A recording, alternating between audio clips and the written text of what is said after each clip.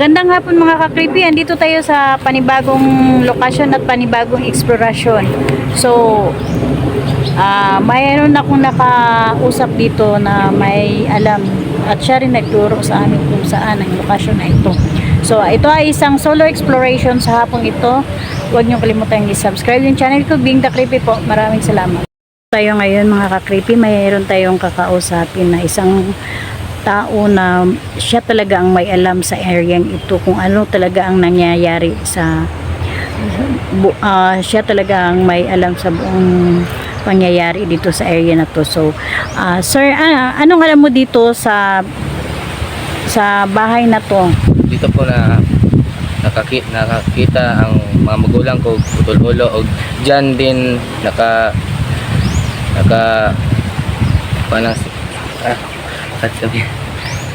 Kahit Bisaya lang, okay lang, Bisaya, pwede. Basta masabi mo lang yung kung anong nakikita mo dito. Okay lang kung mag-Bisaya ka.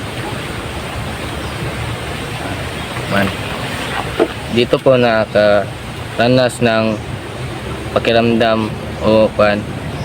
Ako, dito po ako nakakita ng putol-ulo at kanang chop-chop na babae naglabas sa swimming pool.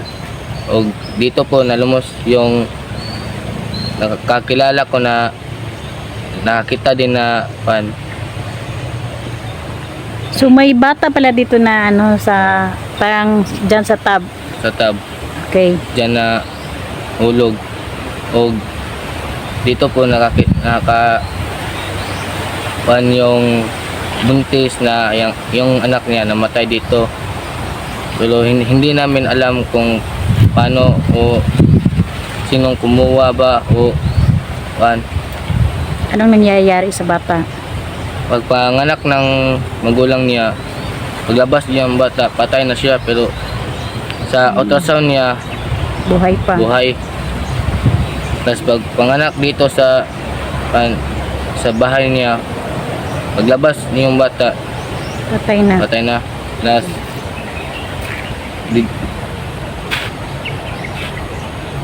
ano nakita mo dyan? Ang babae mo, no? Saan? May kakahuyan. Doon sa kakahuyan, wala naman.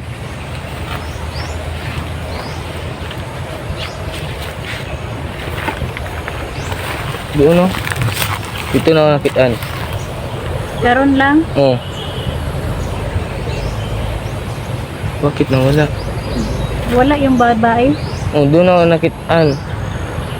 Nakatayo. Nanood sa atin? Bakit yun itong namatay dito, guro? Itong babae na chop-chop, guro. 20 years, abandon, bubalay.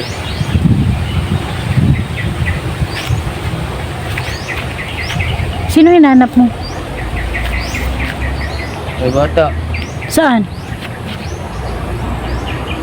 Dito, nakbo. Yung bata? Oh. May nakita ka?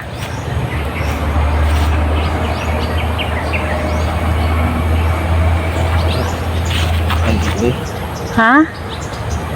Anong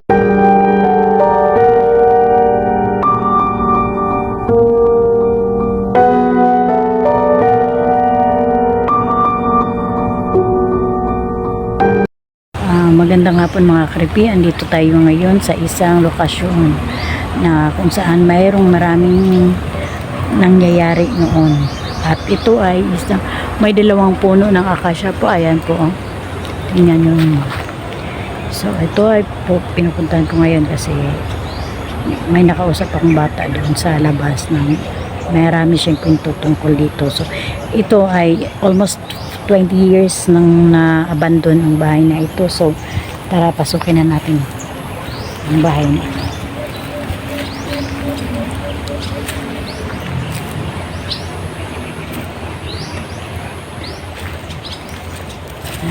Tayo magmasid kung ano meron dito. Yan po ang nakapalibot. Grabe, masukan talaga. Ayan ako. 20 years ako daw ito na na-abandon ang bahay na ito. Ayan po. Tingnan niya. So, para tabi.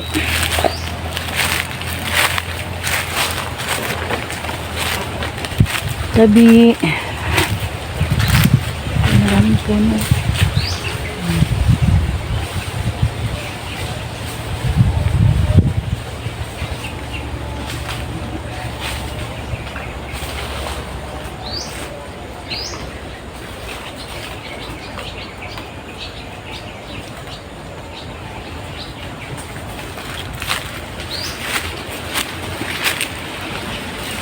Tabi, ito po. May-explore lang po. Ito po yung loob.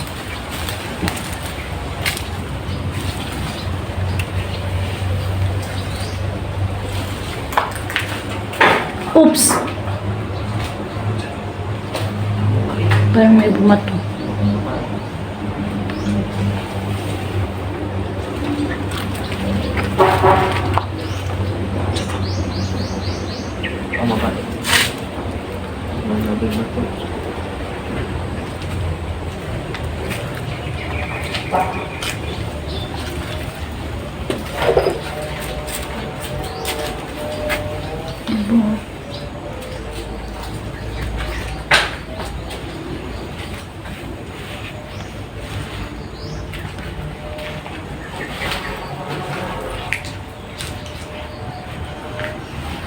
Ito yung pintuan. Ang daming pintuan po pala dito.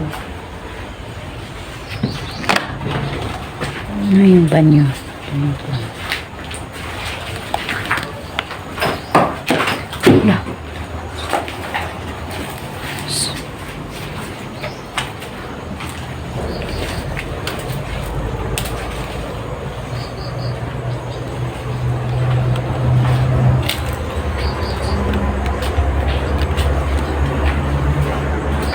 Ayan, sira-sira na talaga. Ito yung exit namin.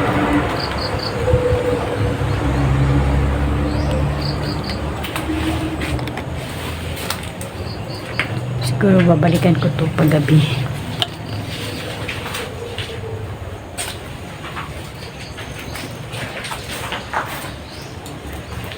Punta tayo sa taas.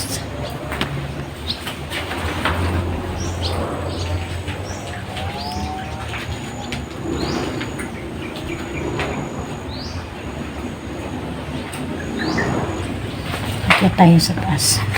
Tandaan. Tabi.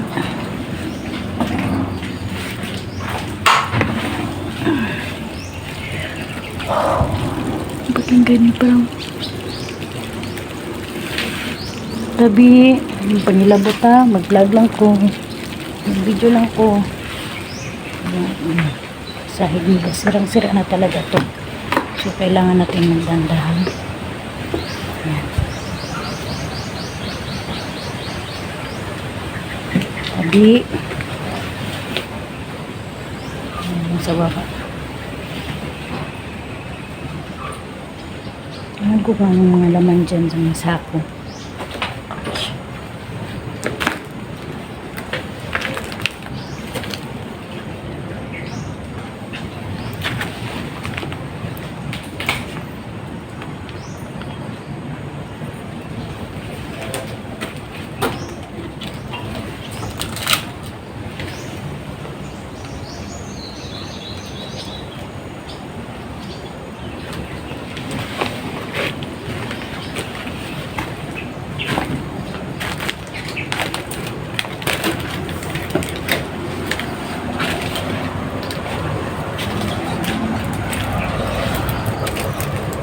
Yan.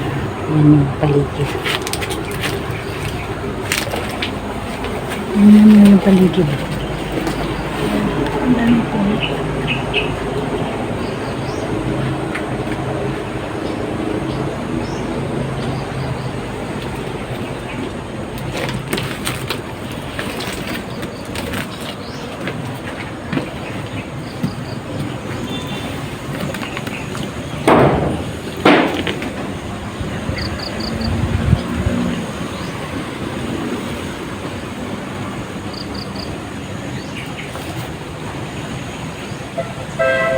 Yan po ang mga puno ng akasya.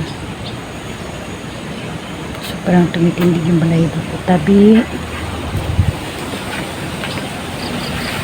Yan po yung sinasabi ng bata, yung tab.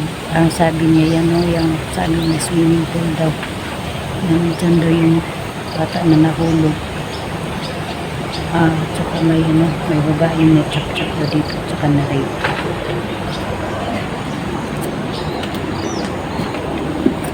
Guys, ayan o, yung sabi niya na swimming pool. Ayan sa baba, tingnan nyo.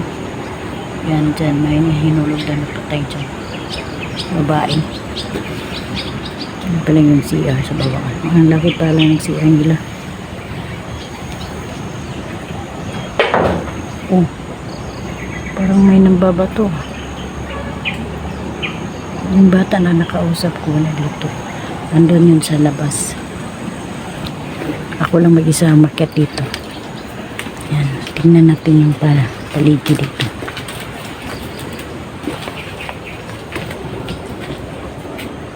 Delikado kasi parang tingnan natin yung tinatapakan, baka mahulog ako. And ito yung ilang kilometers lang, parang or 1 kilometer lang yata yung highway. Malapit lang ito sa highway.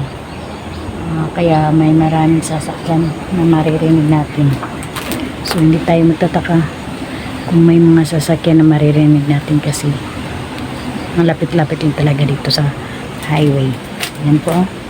Tingnan nyo kung anong nakikita nyo dyan. Kung may nakikita na kayo dyan, comment po, bilhin na lang kayo.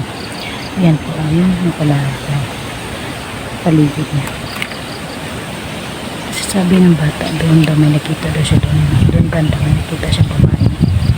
Dyan may bata.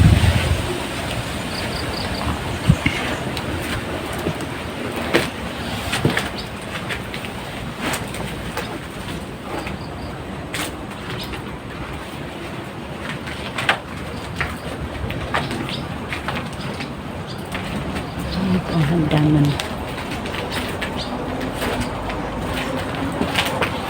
Delikado kasi naman.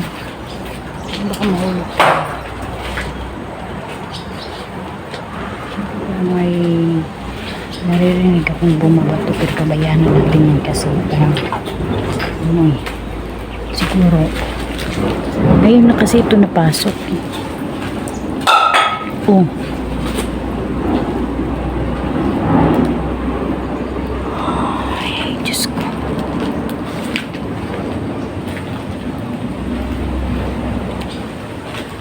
Puntaan ko ito sa gabi yung solo lang kasi tingnan ko kung may makikita ba talaga dito.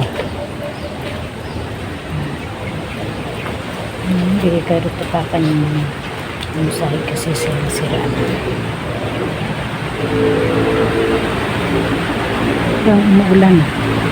So punta tayo sa baba para makita natin kung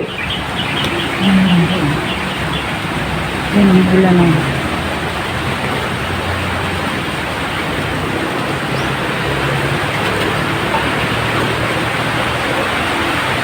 delikado yung hagdanan kasi yung pastas ay tabi.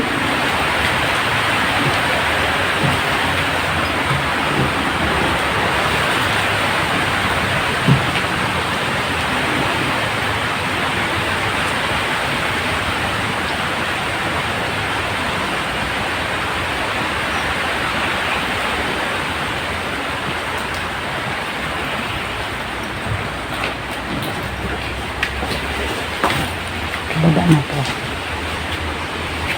Ulan. May mga katri pala dito.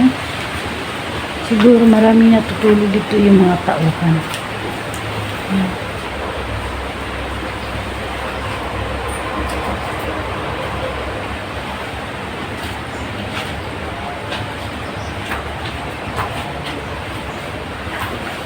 May mga sinulat pala dito.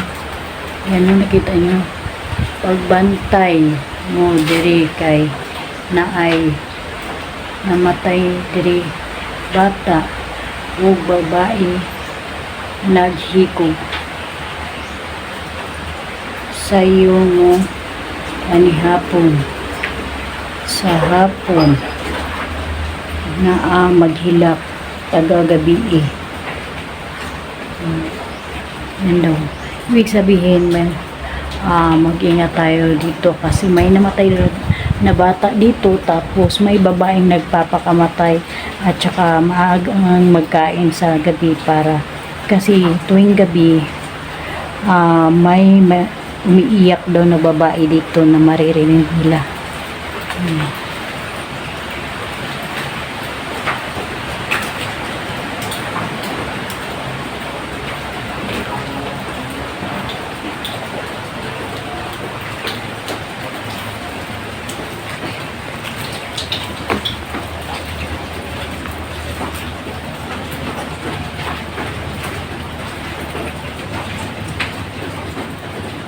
Ayun, ang daming sinusulat ito.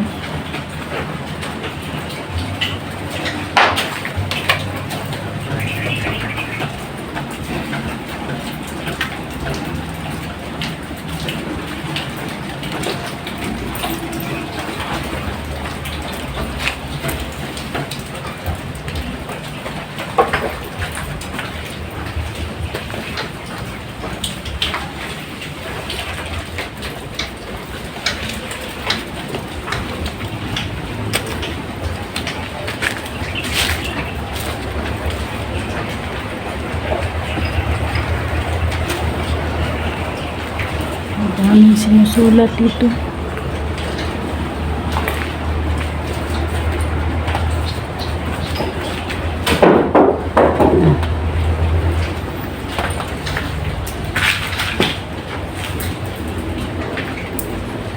Ito pala. Nung lockdown, yung COVID, ito yung ginagawang quarantine house noon. Medyo matagal na yung pandemic yung time na yun. Dito yung may mga tauhan dito. Dito pinapasok. Bali ginagawang quarantine house pala ito. Yan po.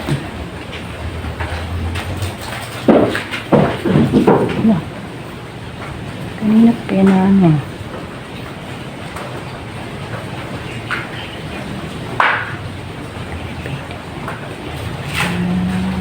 Dudong. Bakit may mga pangalan dito? Siguro sila yung kinakwarantin dito. March 10, 1991. Daming mga nakasulat dito sa bubong, sa mga mundo. Marami daw mga namatay dito kasi yun ang sabi ang mata. Kasi yung mama niya may nakita ng ulong pugot dito.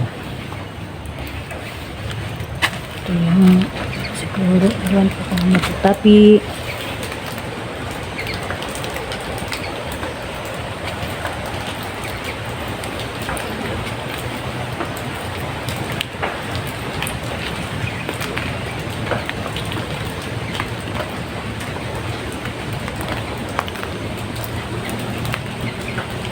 Lawak-lawak na area ito.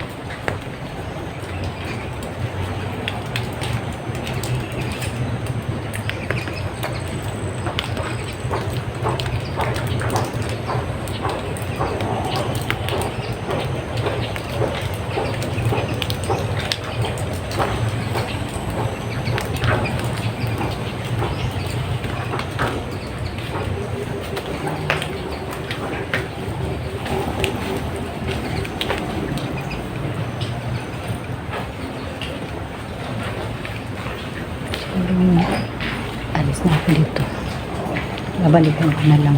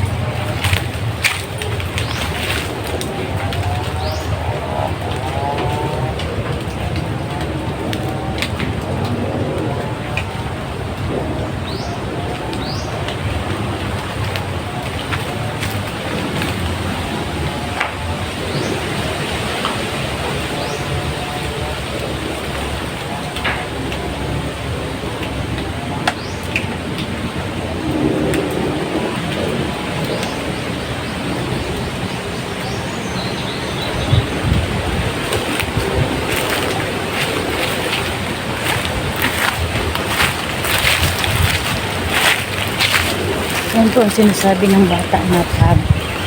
Yan ang matay.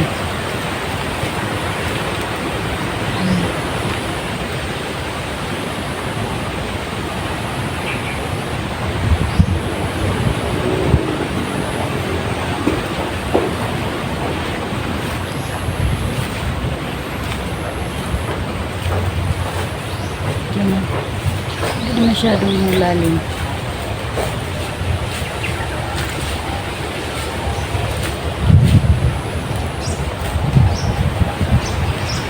So, hanggang dito na siguro yung explosion.